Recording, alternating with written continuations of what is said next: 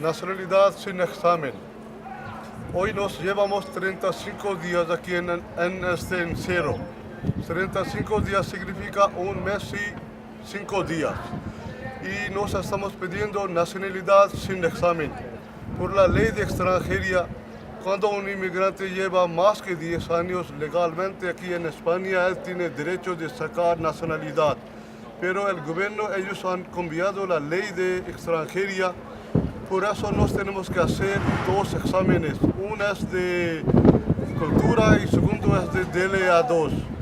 Nos estamos trabajando, nos vinimos a España a trabajar, no para estudiar.